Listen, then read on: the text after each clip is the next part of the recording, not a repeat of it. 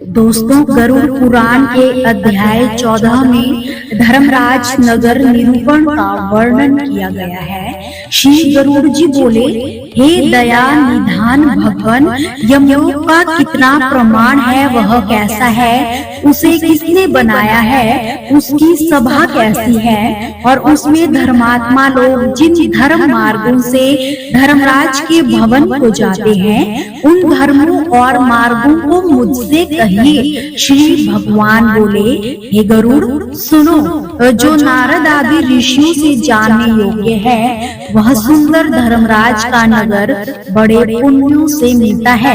दक्षिण और नैऋत्य के बीच में जो व्यवस्थित धर्मराज का पुर है, वह वज्र का बना हुआ है, जिसका देवता और असुर भी भेदन नहीं कर सकते। वह चौकोर है, उसके 4 दरवाजे हैं जो ऊंचे ऊंचे परकोटों से घिरे हैं, और उसका प्रमाण 1000 योजन का बताया गया है। उस पूर्व में चित्रगुप्त जी का सुंदर मंदिर है, वह भी 25 योजन चौड़ा और 25 योजन लंबा है तथा 10 योजन ऊंचा है, जो बहुत सुंदर और लौह की परकोटों से घिरा है। उसमें आने जाने के लिए सैकड़ों गलियां है, और वह पताकाओं और ध्वजाओं से भूषित है तथा विमानों से भरा है। गाने बजाने के शब्दों से शब्दयमान है, कुशल चितेरों द्वारा चित्रित है और देवताओं के राजों से बनवाया हुआ है। फुलवारियों और बाणों से अति रमणीय है, जिसे अनेक प्रकार के पक्षी अपने सुंदर बोलों से गुंजायमान कर रहे हैं। गंधर्व और अप्सराओं से चारों ओर से घिरा हुआ है। उस नगर की सभा में अपने अति अद्भुत आसन पर चित्रगुप्त विराजमान होकर मनुष्यों की आयु और उनके क्रियाकलाप लिखा करते हैं। वे मनुष्य के पुण्य और पाप को लिखने में कभी भूल नहीं करते हैं। जिसने जैसा शुभ या अशुभ कर्म इकट्ठा किया है, वही सब चित्रगुप्त की आज्ञा से वहां आने वाले को भोगना ही पड़ता है। चित्रगुप्त के स्थान से पूर्व की ओर ज्वर का घर है, दक्षिण की ओर शूल, मकड़ी और विस्फोट का स्थान है तथा पश्चिम की ओर कालपाश, अर्जुन और अरुचि रोग का स्थान है। उत्तर की ओर राजयोग और पांडु रोग का, ईशान कोण में सिर पीड़ा और आग्नेय कोण में मूर्छा का स्थान है। नैऋत्य कोण में अतिसार, वायव्य कोण में शीत और दाह का स्थान है। इसी प्रकार की अन्य व्याधियों से वह चित्रगुप्त का स्थान घिरा रहता है। वहां बैठे चित्रगुप्त मनुष्यों के शुभ और अशुभ कर्मों को लिखा करते हैं। चित्रगुप्त के स्थान के आगे 20 योजन पर पूर्व के बीचों बीच दिव्य रत्नमय और बिजली की ज्वाला तथा सूर्य की सी कांति वाला धर्मराज का बड़ा सुंदर मंदिर है। वह 200 योजन लंबा है, 200 योजन चौड़ा और 50 योजन ऊंचा है।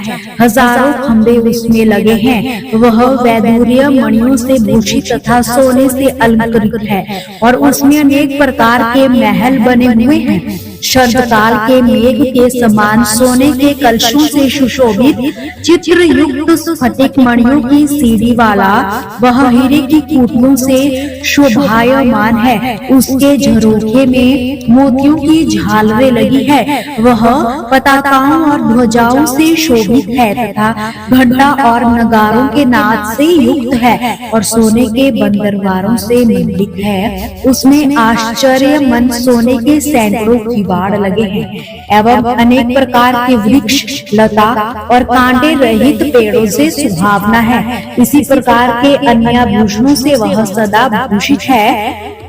अपने योगों के प्रभाव से विश्वकर्मा ने उसे निर्मित किया है। उस पुर में 100 योजन चौड़ी काम रूपिणी दिव्य सभा है। उसमें सब और चमकीले सूर्य का सा प्रकाश है। वह ना तो अधिक ठंडी है और ना ही अधिक गर्म। वह मन को अत्यंत हर्षित करने वाली है। उसमें न शोक है, न बुढ़ापा है, न भूख है, न प्यास है, और न कुछ अप्रिय वस्तु है। उसमें देवता संबंधी तथा मनुष्य संबंधी सब काम मौजूद है। उसमें सर्वत्र रस युक्त बहुत से खाने योजन पदार्थ है तथा रस वाले स्वादिष्ट गर्म और ठंडे जल है। इसमें पुण्यमय शब्दादि विषय है तथा नित्य कामना रूपी फल देने वाले वृक्ष है। हे गरुड़, वह सभा बाधा रहित रमणीक और कामना देने वाली है। बहुत समय तक तप करके विश्वकर्मा ने उसे बनाया था। उसमें बड़े तप वाले, सत्य बोलने वाले, शांत स्वभाव, सन्यासी, सिद्ध और शुभ कर्मों से पवित्र हुए लोग ही जाते हैं। वहाँ अपने किए हुए पुण्य कर्मों से तयोमय शरीर वाले, अलंकारायुक्त, निर्मल मन धारण वाले और भूषणों से भूषित लोग ही निवास करते हैं। उस दिशा में 10 योजन विस्तृत सब रत्नों से सुशोभित है। अनुपम सुंदर आसन पर धर्मराज भी विराजमान है। वे सज्जनों में श्रेष्ठ है। उनके मस्तक पर छत्र शोभित है। वे श्रीमान कुंडलों से अलंकृत और बड़े मुकुट से शोभित है। सब प्रकार के अलंकारों से युक्त नीले मेघ के समान कांति वाले हैं। हाथ में सुंदर पंखा लिए हुए अप्सराएं उनका च्वरण डुलाती है तथा गंधर्वों के समूह और अप्सराओं के गणगीत, बाजा और नृत्य आदि से चारों ओर उनकी सेवा में रत रहते हैं। एवं हाथ में पाश लिए हुए मौन, बलवान काल और विचित्र रूप चित्रगुप्त तथा यमराज से वे सेवित है तथा पाश और दंड लिए हुए भयंकर रूप आज्ञा में रहने वाले और अपने तुल्य बल वाले अनेक योद्धाओं से घिरे हुए हैं। हे गरुड़, अग्निश्वात, पितर, सोमपा, उष्पपा, स्वदाघंत, बहिषद, मूर्त और अमूर्त जो पितर है तथा अरेमा आदि पितृगण और मूर्तिमान जो अन्य पितर है, वे सब मुनियों के साथ उन धर्मराज की पूजा करते हैं। अत्रि, विशिष्ट, पुलह, दक्ष, पुलस्त्य, अगस्त्य और नारद जी ये तथा अन्य बहुत से धर्मराज की सभा में सभासद हैं। उनके नाम और कर्मों से संख्या नहीं की जा सकती। धर्मशास्त्रों की व्याख्याओं से यथार्थ निर्णय करने वाले ब्रह्मा जी की आज्ञा से धर्मराज की सेवा करते हैं। सूर्यवंशी, सोमवंशी तथा अन्य जो धर्मात्मा राजा लोग हैं, वे उस सभा में धर्मराज की सेवा करते हैं। मनमन, दिलीप, मानधाता, सगर, भागीरथी, अम्बरीश, अनरण्य, मुचिकुंद, नीमि, पृथ्वी, यताति, नहुष, पुरुष, दुष्यंत, शिवी, नत्व, भरत, शांतनु, पांडु और सहस्त्रार्जुन ये विख्यात कीर्ति वाले पुण्य कर्मा राज ऋषि लोग बहुत से अश्वमेध यज्ञों से पूजा करके धर्मराज के सभासद हुए हैं। धर्मराज की सभा में धर्म ही विद्यमान रहता है। वहाँ ना तो पक्षपात है, न झूठ है और आते व मतस्तर भी नहीं है। उनकी सभा के सब सभासद शास्त्र के ज्ञाता और धर्म परायण है। ये उस सभा में निरंतर धर्मराज की पूजा किया करते हैं। हे गरुड़, महात्मा धर्मराज की वह सभा ऐसी है कि जिसको दक्षिण मार्ग से गए हुए दुष्टात्मा नहीं देख सकते। धर्मराज के पूर्व के जाने के लिए 4 मार्ग नित्य है। पापियों के जाने के लिए जो मार्ग है वह तुमसे कह दिया है। पूर्वादि 3 मार्गों से जो धर्मराज के भवन को जाते हैं वे बड़े पुण्यवान हैं। वे बड़े पुण्य से उस सभा में पहुँचते हैं। उसको सुनो। वहाँ सब भोगों से युक्त एक पूर्व मार्ग है। उसमें देव परिजात वृक्ष की छाया है। वह रत्नों से सुशोभित है।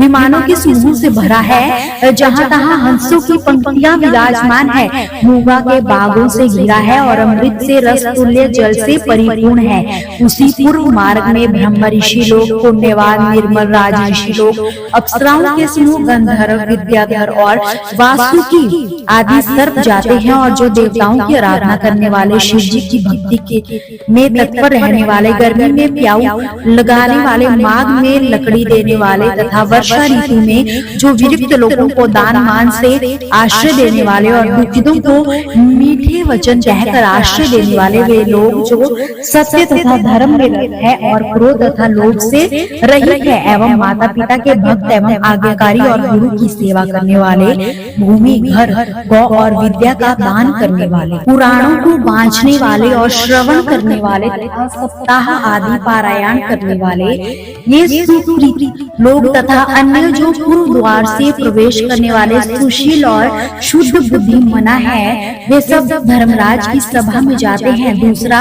उत्तर दिशा का जो मार्ग है वह सैकड़ों बड़े बड़े रथों से भरा और पालकियों से युक्त है, हरी चंदन से सुशोभित है। वहाँ हंस, सारस और चकवा चकवी से सुशोभित अमृत तुल्य जल से भरा हुआ है। इस मार्ग से वेद पाठी, अतिथियों के पूजक, दुर्गा और सूर्य के भक्त तथा पर्व समय में तीर्थों में नहाने वाले जाते हैं, तथा जो धर्म युद्ध में मरे हैं और जो अनशन करके मरे हैं, तथा काशी जी में गौशाला में तीर्थ के जल में जो मरे हैं, वे इस उत्तर मार्ग से जाते हैं। तथा ब्राह्मण के लिए, स्वामी के कार्य के लिए तथा तीर्थ क्षेत्रों में मरने वाले एवं देवताओं के विध्वंस आदि तोड़ने वाले के साथ लड़ाई में मरने वाले और योगाभ्यास से मरने वाले, सत्पात्र के पूजने वाले, नित्य बड़े बड़े दान देने वाले, ये सब उत्तर मार्ग से प्रवेश करके धर्मराज की सभा में पहुँचते हैं। रत्नों के बने मंदिरों से सुशोभित तीसरा पश्चिम दिशा वाला मार्ग है, उसमें सदा अमृत तुल्य रस से भरी बावड़ियां शोभायमान है। वह मार्ग ऐरावत के कुल में पैदा होने वाले दिग्गज ऐरावतों से भरा है, तथा इंद्र के अश्व उच्च श्रवा से उत्पन्न हुए अश्व रत्नों से सुशोभित है। इस मार्ग से आत्मप्रयाण, अच्छे शास्त्रों का चिंतन करने वाले, भगवान के अन्य भक्त और गायत्री मंत्र का जप करने वाले जाते हैं। दूसरे की हिंसा, पराया धन और पराये से वाद विवाद से जो रहित है और अपनी ही स्त्री से रमण करने वाले, सज्जन, अग्निहोत्र करने वाले और वेद का पाठ करने वाले, ब्रह्मचार्य व्रत धारण करने वाले, वानप्रस्थ तपस्वी लोग और श्रीपाद संज्ञक सन्यासी, जिनके लिए कंकर पत्थर और सोना बराबर है, ज्ञान और वैराग्य से युक्त सब प्राणियों का हित करने वाले, शिव और विष्णु के उपासक तथा कर्म की ब्रह्मा में अर्पण करने वाले, तथा तीनों ऋणों से मुक्त, सदा पंच यज्ञ करने वाले, पितरों का श्राद्ध करने वाले, समय पर संध्योपासन करने वाले, नीचों की संगति से रहित और सत्य संगति करने वाले, ये सब अप्सरागणों से युक्त उत्तम विमानों में बैठे हुए, अमृत पीते हुए पश्चिम द्वार से प्रवेश करके धर्मराज की धर्म सभा में जाते हैं। यमराज उन आए हुए लोगों को देखकर उनका बार बार स्वागत करते हैं और स्वयं खड़े होकर उनके सामने जाते हैं। उस समय वे चारों ओर भुजाओं में शंख, चक्र, गदा और तलवार को धारण कर पुण्यात्माओं के साथ स्नेह से मित्र सम व्यवहार करते हैं तथा उन्हें बैठने को सिंहासन देते हैं, नमस्कार करते हैं, पाद्य अर्घ देते हैं, फिर चंदन आदि से उनकी पूजा करते हैं और अपने सभासदों से कहते हैं कि हे सभासदों, इस ज्ञानी को आदर से नमस्कार करो, यह मेरे मंडल को भेद कर ब्रह्मलोक हो जाएंगे। हे बुद्धिमानों में श्रेष्ठों, नरक से डरने वालों, आप लोगों ने बड़े पुण्य करके सुखदायक देवत्व को प्राप्त किया है। जो दुर्लभ मनुष्य का शरीर पाकर भी नित्य नैमित्तिक कर्म नहीं करता, वह भयानक नरक को जाता है। इससे बढ़कर और दूसरा अज्ञानी कौन है, जो मनुष्य शरीर से और अस्थिर धन आदि के द्वारा स्थिर धर्म का संचय करता है, वही बुद्धिमान मनुष्य है। इसलिए सभी प्रकार का यत्न करके धर्म का संचय करना चाहिए। इसलिए सभी प्रकार का यत्न करके धर्म का संचय करना चाहिए। आप लोग सब भोगों से युक्त पुण्य वाले स्थान को जाओ। ऐसे धर्मराज के वचन सुनकर धर्मराज से पूजित और मुनीश्वरों से स्तुति किए गए वे विमानों में बैठकर परम पद को प्राप्त करते हैं और कोई बड़े आदर से धर्म सभा में ही रह जाता है।